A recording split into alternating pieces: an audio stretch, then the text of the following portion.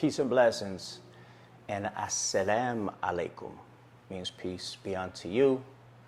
And a lot of people don't know that when you give the greetings from the Nation of Islam or the Arabic greetings of peace to somebody, I heard my grandfather say one time, and I'm paraphrasing, that whenever you extend those greetings to somebody, peace be unto you, he said that you are saying to them that nothing from my being and my essence, my spirit, my physical anatomy, nothing will disturb or cause you harm or break your peace.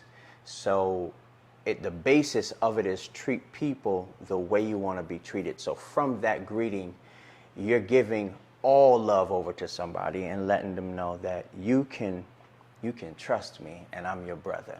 So that's so beautiful. Just wanted to say that. But here we go. I always try to start and then go somewhere else. But anyhow, I wanted to say to you this. I remember I was at one of my worst parts in life. Well, I like to say the worst, but, when you say the worst, you have to look at it in this sense. When you go through something so hard, something so good is attached to it. So, a little balance right there. But I was in one of the worst conditions I had ever been in. I was waking up every morning drinking hard liquor. I would go down to the liquor store, take a pint or a half pint of some cheap hard liquor, and I would pour it in, depending on the color of it, I would pour it in a Gatorade bottle or I pour it in a Coca-Cola bottle, whatever it was. And that's how I would start my day. And that would roll over through the whole day, and more and more and more and more. And then sins traveled right behind it because, the alcohol made me dumb. It made me predatorial. It made me more sinful. And so all of that filth and all of the evil was attached to it. So my day was always going into something damaging for me. So I was at that state. I remember going to Maggiano's with my wife at the time, Sister Samaya. Shout out Sister Samaya and the Bay family. Love ya. I was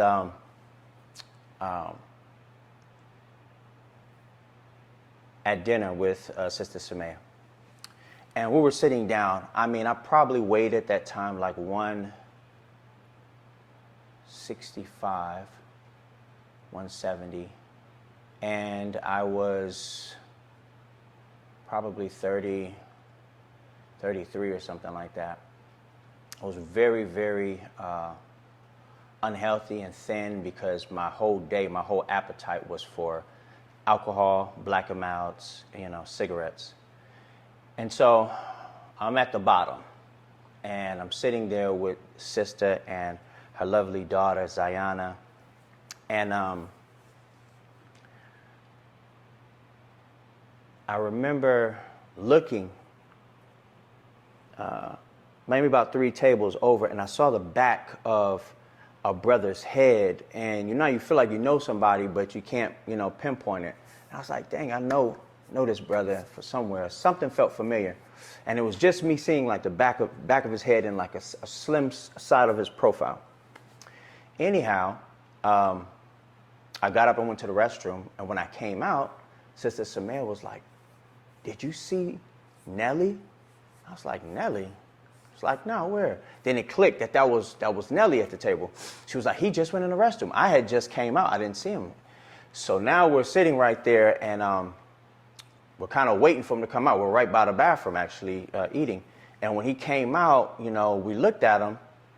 He saw us looking at him, and he kind of, paused and looked to make sure it wasn't no drama or whatever, or see if he knew us.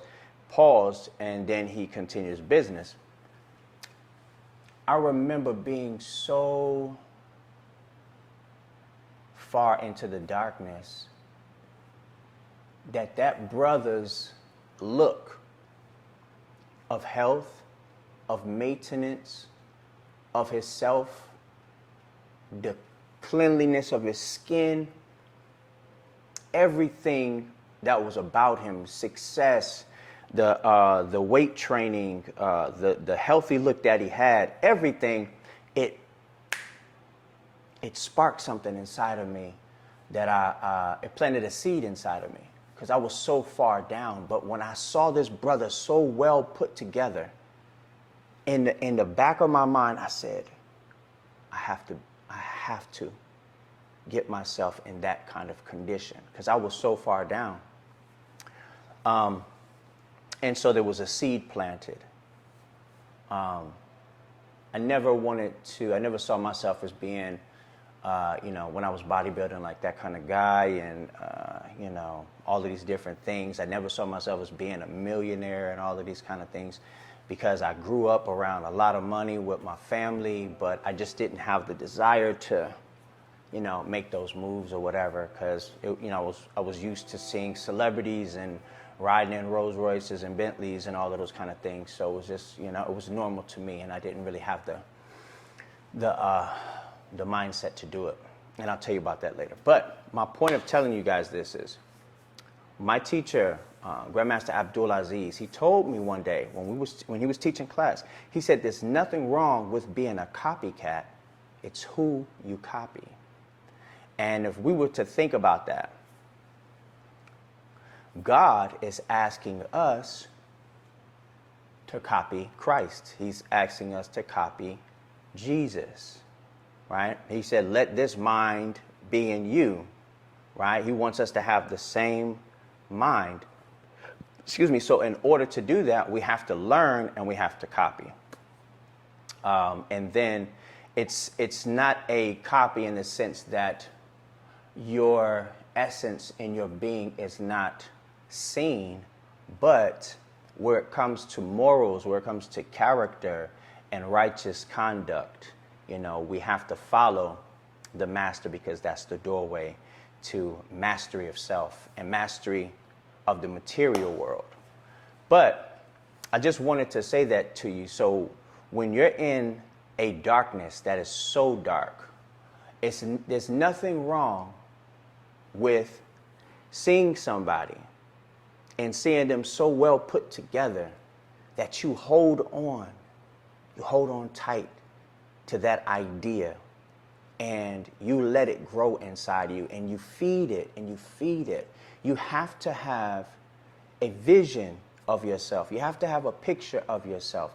And sometimes God will give you somebody else to look at because he wants you to go that way, but you have to accept the route to change. I was so lucky because it was like I was impregnated with this idea, this seed, and then it started growing. And I was so thankful, and I pray one day I get to see Nelly and tell him, thank you. And it was just because he was on point with himself. He was taking care of himself. He loved himself. So you never know who's watching you. And if you're striving and you're doing a good job at developing yourself and working on the improvement of yourself, you never know who's watching you. So, be proud that you're striving. Don't be arrogant. Be proud that you're striving and strive harder. And the minister said striving means that you're trying vigorously. So if we're trying to be better, know that somebody's watching you. And I salute you.